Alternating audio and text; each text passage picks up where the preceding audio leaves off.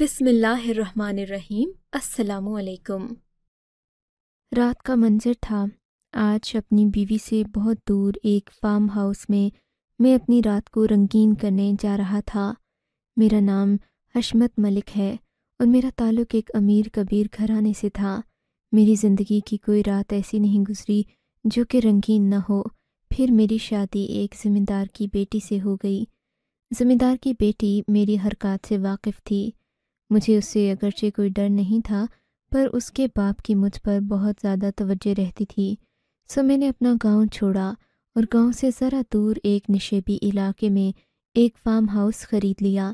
میں اپنی بیوی کی وجہ سے ان عیاشیوں سے دور تو نہیں رہ سکتا تھا جن کی مجھے لت لگ چکی تھی، اسی لیے اپنے گھر اور بیوی سے دور ایک فارم ہاؤس خرید لیا۔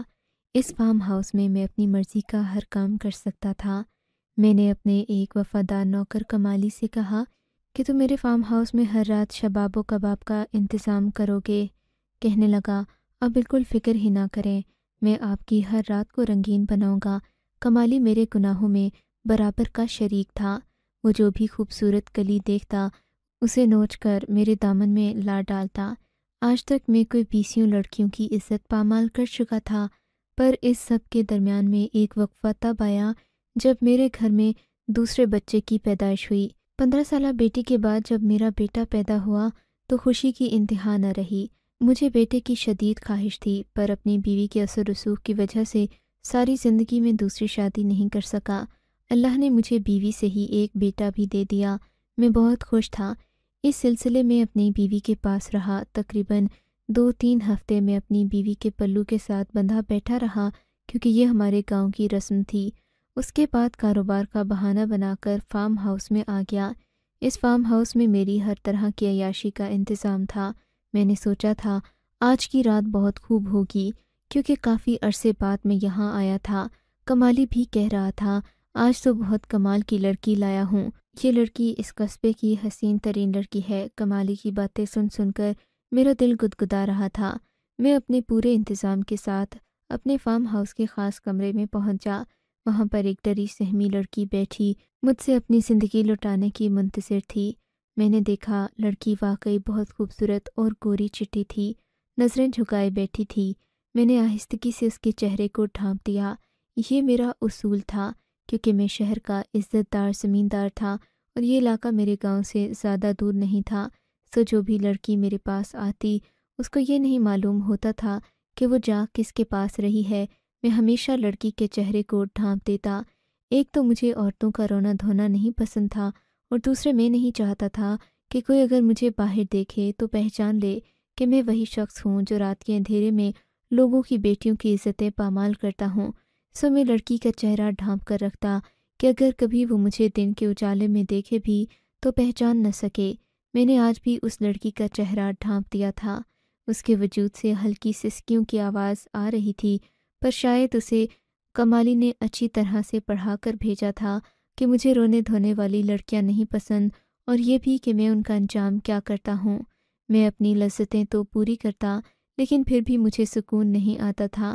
فجر کی اذان ہوئی تو مجھے شرمندگی ہوئی۔ میں اپنی شیطانیت سے رک گیا اور لڑکی کو کمرے سے باہر بھیج دیا۔ مجھے نہ جانے کیوں جسم میں عجیب سی بے چینی محسوس ہو رہی تھی۔ لگتا تھا جیسے میرے پورے وجود کو کسی گرم چیز کے اوپر رکھ دیا گیا ہو، یا پھر کوئی گرم دہکتے ہوئے انگارے میرے جسم پر رکھ رہا ہو۔ میں بہت پریشان تھا۔ پھر میں نے کمالی کو یہ کیفیت صبح بتائی تو بولا، لگتا ہے کہ آپ کو روحانی علاج کی ضرورت ہے۔ میں آپ کو آج مزار لے کر جاؤں گا، آپ بڑے بابا جی سے مل لیجئے گا۔ آپ جانتے ہیں پیر صاحب کی برکت سے کئی لوگوں کی زندگیاں پھر سے راہ راست پر آ گئی ہیں۔ میں آپ کو برا نہیں کہہ رہا جناب، لیکن پھر بھی ان سے مل کر آپ بہت سکون محسوس کریں گے۔ کمالی میرے گناہ کے سچ کہتے ہوئے ڈرتا تھا۔ وہ ہمیشہ یہی کہتا، آپ جو بھی کرتے ہیں اپنے سکون کے لیے کرتے ہیں، آپ کی بیوی تو بیمار ہے۔ اس کی باتیں مجھے اور زیادہ حوصلہ دیتی تھیں۔ سو مجھے کمالی سے پریشانی والی باتیں سننے کی عادت نہیں تھی، اور نہ ہی اسے بولنے کی اجازت تھی۔ اگلی صبح جیسے ہی میری آنکھ کھلی تو مجھے عجیب سا محسوس ہوا۔ میں نے دیکھا میرے ہاتھوں پر سرخ رنگ کے دانے نکلے ہوئے تھے۔ ان دانوں کو دیکھ کر مجھے لگا کہیں اللہ کا عذاب ہی مجھ پر نہ آ گیا ہو۔ یا اللہ اب کیا یہ دانے ٹھیک ہو جائیں گے؟ میں نے دل میں سوچا۔ میں نے کمالی کو یہ بات بتائی تو بولا جناب یہ تو گرمی کے دانے ہیں، ہم ڈاکٹر کے پاس چلتے ہیں، فوراً ٹھیک ہو جائیں گے۔ آپ اس طرح فکر مت کیا کریں اور آپ کچھ غلط نہیں کر رہے، خود کو بوجھ مت دیں۔ کمالی کی باتیں سن کر میں خاموش تھا۔ آج پہلی بار کمالی مجھے غلط لگ رہا تھا۔ تھوڑی ہی دیر میں ہم ڈاکٹر کے پاس پہنچ گئے۔ ڈاکٹر نے میرے ہاتھوں کا معائنہ کیا اور بولا کہ یہ تو معمولی سی خارش ہے، تھوڑی سی دوا لگانے سے ٹھیک ہو جائے گی۔ میں نے ڈاکٹر کی بات پر یقین کر لیا۔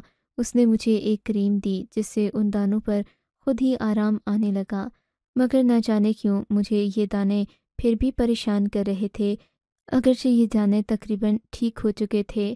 اس دن ہمیں سائیں بابا دربار پر نہیں ملے۔ آتے ہوئے میرا موڈ سخت آف تھا۔ میں اس قدر پریشان تھا کہ زندگی بھر کبھی نہ ہوا ہوگا۔ میری پریشانی دیکھ کر کمالی بولا مالک آپ اجازت دیں تو آج آپ کے سامنے ایک ایسی کلی پیش کروں گا جو آپ نے اس سے پہلے کبھی نہیں دیکھی ہوگی، اتنی خوبصورت، اتنی ملائم کہ کوئی بھی اسے دیکھ کر بہک جائے۔ میں کمالی کی باتوں میں آ گیا۔ میں نے کہا ٹھیک ہے تم اسے میرے گھر لے آنا، پر آج میں صرف اس سے باتیں کروں گا، میری نیت بری نہیں ہے۔ کمالی بولا کہ آپ اسے دیکھیں گے تو خود ہی نیت بدل جائے گی۔ اس کی یہی باتیں مجھے گناہ پر آمادہ کرتی تھیں۔ خیر شام کا وقت تھا۔ وہ ایک لڑکی کو جو کہ ریشم کی گٹری سی لگ رہی تھی لال رنگ کی چادر میں لپیٹے میرے گھر پر لے آیا۔ دراصل کچھ عرصے سے میں کمالی سے یہ بھی کہتا تھا کہ تمہیں جہاں بھی کوئی خوبصورت لڑکی نظر آئے اسے اٹھا لو۔ اس سے پہلے تو وہ لڑکیاں میرے گھر آیا کرتی تھیں جنہیں کوٹھے والے کسی بھی اور گاہک کو دینے سے پہلے میرے پاس بھیجتے تھے، کیونکہ انہیں میری طبیعت کا اندازہ تھا کہ میں ایک لڑکی کو دوسری بار دیکھتا بھی نہیں ہوں۔ میں ہر بار ایک ایسی لڑکی کے ساتھ اپنا وقت گزارتا جسے پہلے کسی نے چھوا بھی نہ ہو۔ کوٹھے والی نائکا بھی میرے مزاج سے واقف تھی، پر آج مجھے میرے نوکر کمالی نے بتایا کہ لڑکی وہ کہیں اور سے لایا ہے جو کہ نہ صرف خوبصورت ہے بلکہ میرے مزاج کو بھی بدل دے گی۔ کمالی بولا مجھے تو ڈر ہے آپ کہیں اس سے شادی ہی نہ کر لیں، بڑی ہی حیات دار لڑکی ہے، آج تک اسے کسی مرد نے نہیں دیکھا۔ آپ کی امانت سمجھ کر میں نے بھی اس پر نظر نہیں ڈالی۔ کمالی کی باتیں میرے دل کو لبھا رہی تھیں، کیونکہ میں ایسی لڑکیوں کا دل دادا تھا جنہوں نے کبھی کسی مرد سے بات بھی نہ کی ہو اور بالکل نا تجربہ کار ہوں۔ وہ سرخ لباس میں لپٹی لڑکی میرے کمرے میں چھوڑ کر کمالی مجھے آنکھ دباتا اشارہ کرتا وہاں سے چلا گیا۔ میں کمرے میں گیا، میں نے دروازہ بند کیا۔ مجھے لگا لڑکی کے وجود میں ہلچل ہو رہی ہے، وہ بری طرح رو رہی تھی، اس کی آواز نہیں نکل رہی تھی۔ اس نے اپنی چادر سے ہاتھ باہر نکالے، میرے آگے ہاتھ جوڑ کر بولی خدا کے لیے مجھے جانے دے دو، میرا باپ مسجد کا امام ہے، میں تمہیں ایک ایسی دعا دوں گی کہ تمہاری زندگی سنور جائے گی۔ لڑکی نے یکدم اپنے چہرے سے وہ دوپٹہ ہٹا دیا اور میرے سامنے گڑ گڑاتے ہوئے بولی اے شخص تم جو بھی ہو میں تمہیں نہیں جانتی، مگر خدا کے لیے مجھے جانے دو، اللہ تمہیں اپنے نیک بندوں میں شامل کرے گا، یہ میری دعا ہے تم کو۔ اگر تم مجھے چھوڑ دو تو مجھے کبھی کسی نے ہاتھ نہیں لگایا، کسی نے کبھی نظر بھر کر نہیں دیکھا، تمہارے بندے نے اسکول سے آتے ہوئے مجھے اغوا کر لیا، تم اگر کہو گے تو میں تمہاری یہ بات کسی کو نہیں بتاؤں گی۔ میں جانتی ہوں تم ایک جانے پہچانے ذمہ دار ہو، پر یقین جانو میں اپنی زبان عمر بھر نہ کھولوں گی، بس مجھے یہاں سے جانے دو۔ لڑکی کی بات سن کر مجھے اس پر ترس آ گیا۔ میں نے کہا ٹھیک ہے، میں تو تمہیں بری نیت سے نہیں بلکہ صرف ایک مختصر بات چیت کے لیے لایا تھا۔ بولی کہ میں نے آج تک کسی مرد سے ہم کلامی بھی نہیں کی، بس تم مجھے میرے گھر چھوڑ دو، خدا تمہیں اپنے نیک بندوں میں شامل کرے گا اور مجھ سے اس نیکی کے بدلے اللہ تمہیں انعام دے گا۔ میں نے سوچا کہ شاید واقعی مجھے اس عورت کی دعا لگ جائے اور میں اس بری لت سے باز آ جاؤں، اتنا کہ مجھے کوشش بھی نہ کرنی پڑے اور میرا ذہن پلٹ جائے۔ مجھے ہر پل احساس ہوتا تھا کہ میں جو کر رہا ہوں وہ غلط ہے، پر کیا کرتا، اپنے ذہن کے دباؤ میں آ جاتا تھا اور ہر رات ایک نئی لڑکی کو پامال کرتا۔ پر آج میں نے نہ جانے کیوں اسے چھوڑ دیا تھا۔ میں نے کہا تم جاؤ اور دوبارہ کبھی اس گھر کی طرف رخ بھی مت کرنا۔ میں نے کمالی کو بلا کر کہا کہ اس لڑکی کو گاڑی میں بٹھاؤ اور یہاں سے لے جاؤ، دوبارہ ایسی لڑکی یہاں لے کر مت آنا۔ کمالی حیران پریشان اس لڑکی کو لے کر میرے گھر سے چلا گیا، پر نہ جانے کیوں میرے دل میں اس کی دعا بیٹھ گئی تھی۔ ایسا لگتا جیسے میں نے بہت بڑی نیکی کا کام کیا ہو۔ مجھے تو وہ والا جذبہ محسوس ہو رہا تھا جب کوئی آدمی اپنے گناہ معاف کروانے کے لیے سب سے بڑی نیکی کرتا ہے۔ آج بھی میں نے اپنے دل پر قابو کر کے ایک ایسی ہی نیکی کی تھی، ورنہ وہ لڑکی اتنی معصوم اور خوبصورت بھولی بھالی سی تھی کہ اسے دیکھ کر میں سب کچھ بھول بھال بیٹھا تھا، پر میں نے نیکی کی خاطر اسے جانے دیا۔ میں نے زندگی میں کوئی نیک کام نہیں کیا تھا، میں تو تقریباً 90 لڑکیوں کو لوٹ چکا تھا۔ مجھے لگتا تھا میری کبھی بخشش نہیں ہوگی، سو میں مایوسی میں اور زیادہ گناہ کرتا چلا جاتا تھا۔ بہرحال اس دن اس لڑکی کو وہاں سے جانے کے بعد میں نے بڑا یاد کیا اور دل ہی دل میں اس کا شکریہ ادا کرنے لگا۔ کم از کم آج کوئی عورت میرے سامنے بولی تو تھی، ورنہ اس سے پہلے سب کو اپنی جان کا خطرہ ہوتا، وہ چپ چاپ مجھ سے لٹتیں اور پھر یہاں سے چلی جاتیں۔ دوبارہ ان کو کبھی میں نہ دیکھتا اور نہ وہ مجھے دیکھتی تھیں۔ البتہ میں ان سب لڑکیوں کے چہرے تو دیکھتا ہی تھا، مجھے اتنا معلوم تھا کہ یہ لڑکی نیک ہے یا نہیں۔ میں اسی حساب سے لڑکیوں کے ساتھ وقت گزارتا۔ زیادہ تر بے شرم اور بے حیا لڑکیاں میرے ساتھ وقت گزار کر خوش ہوتی تھیں، جبکہ غریب گھروں کی معصوم اپنی حیا اور شرم کی وجہ سے روتی بلکتی رہتی تھیں، اور میں کسی شکاری کی طرح اپنا مقصد پورا کرتا رہتا تھا۔ پر میں نہیں جانتا تھا کہ میری زندگی میں اتنی بڑی تبدیلی بھی آئے گی۔ ہوا یوں کہ اس دن مجھے کمالی نے کہا، آج فقیر بابا اپنے آستانے پر ہی ہوں گے، آپ چلیے، میں آپ کو ان سے ملوا دیتا ہوں، آپ کی بے چینی کا حل ہو جائے گا۔ میں کمالی کے ساتھ چل پڑا۔ وہ مجھے فقیر بابا کی مستانے پر لے گیا۔ اس آستانے پر اور بھی میری طرح کے لوگ تھے، پر کوئی بھی امیر نہیں تھا، سبھی غریب ہی قسم کے تھے۔ میں سوچنے لگا غریبوں کے گناہ بھی کیا ہوتے ہوں گے، کسی کی چھوٹی موٹی چیز چوری کر لی تو اسے گناہ سمجھتے ہیں، اصل گناہ تو میرے تھے اور مجھے نہیں لگتا کہ یہ سب معاف ہوں گے۔ میں دل میں سوچتا آگے بڑھنے لگا، مگر پیر صاحب کے پاس ابھی وقت نہیں تھا۔ تبھی میری نظر ایک فقیر پر پڑی جس کے بال مٹی سے اٹے ہوئے تھے اور وہ اپنا سر جھوم جھوم کر اللہ حق اللہ کے نعرے لگا رہا تھا۔ میں نے سوچا میں اسی فقیر سے کچھ پوچھ لیتا ہوں، پر اس سے پہلے کہ میں آگے بڑھتا اس نے ایک نظر اٹھا کر میری طرف دیکھا۔ میں حیران ہوا، اتنے بڑے مجمع میں سے اس نے میری طرف ہی کیوں دیکھا؟ پھر وہ اپنے جلالی انداز میں چلتا ہوا میرے قریب آنے لگا۔ مجھے اس فقیر سے ڈر سا لگ رہا تھا، پر چونکہ وہ نہتا تھا کیا کر سکتا تھا، میں وہیں کھڑا رہا۔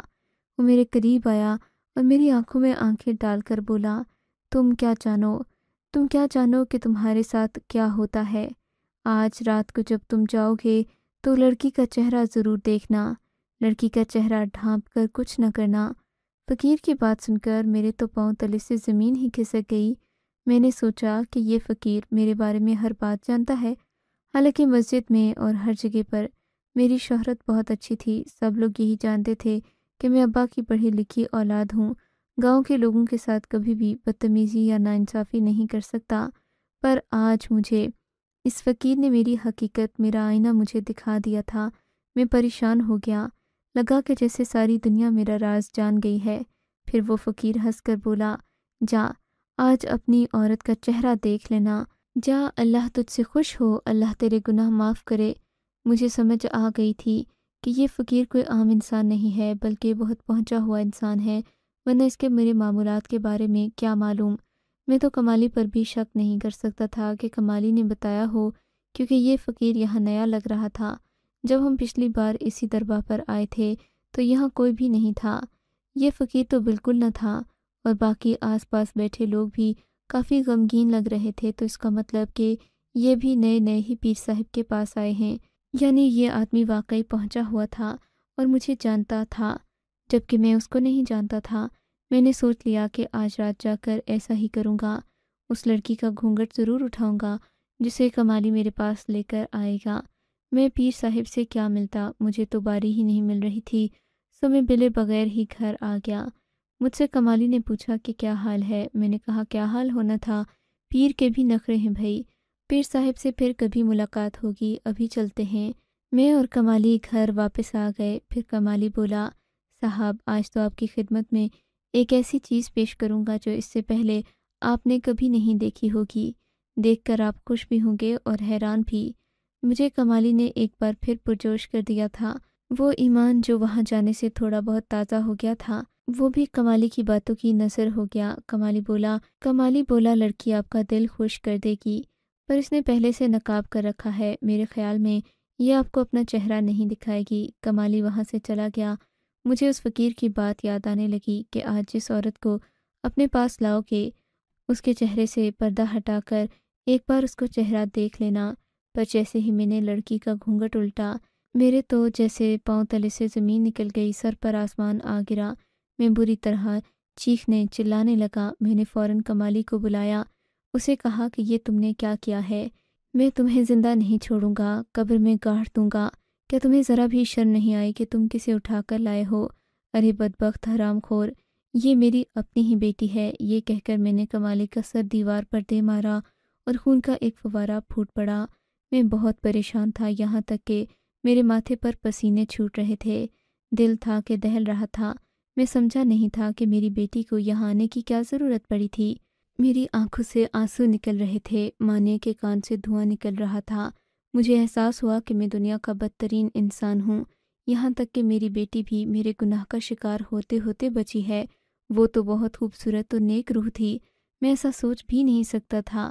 مگر مجھے کمالی نے ایک عجیب بات کہی، بولا کیوں اب تمہیں برا لگ رہا ہے؟ جب تم باقیوں کی بیٹی کے ساتھ ایسا کرتے ہو تو کیا تمہیں تب خیال نہیں آتا کہ وہ بھی کسی نہ کسی کی بیٹی ہوگی؟ میرا شرم سر سے جھکا ہوا تھا۔ میں نے کہا میں تمہیں چھوڑوں گا نہیں۔ میں اس لڑکی کو لے کر یعنی اپنی بیٹی کو لے کر اپنے گھر کی طرف روانہ ہو گیا۔ میں نے اسے گاڑی میں بٹھایا، آنکھوں سے آنسو نکلنے لگے۔ راستے میں نے گاڑی روکی، وہ گاڑی میں پیچھے ہی بیٹھی تھی۔ میں اس سے باتیں کرتا جا رہا تھا۔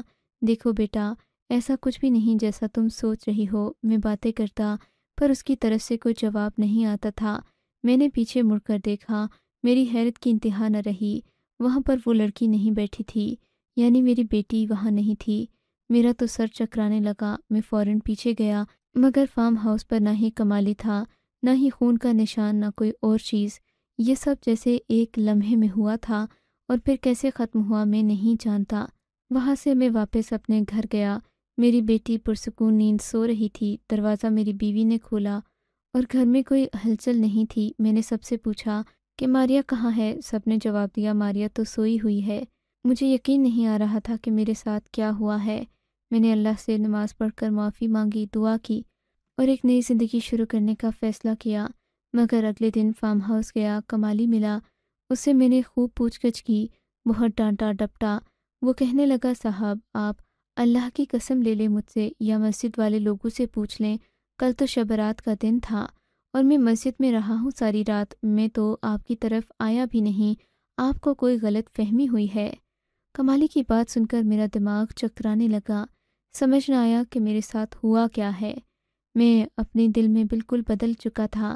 پھر میں نے درگاہ کا رخ کیا، وہاں جا کر دیکھا تو علامہ صاحب بیٹھے پہلے ہی مسکرا رہے تھے۔ مجھے دیکھ کر بولے، آ گئے تم بیٹا، تم جان گئے کہ وہ تکلیف کیا ہوتی ہے جو کسی دوسرے انسان کو اس وقت ہوتی ہے جب اس کی بیٹی گھر نہ آئے۔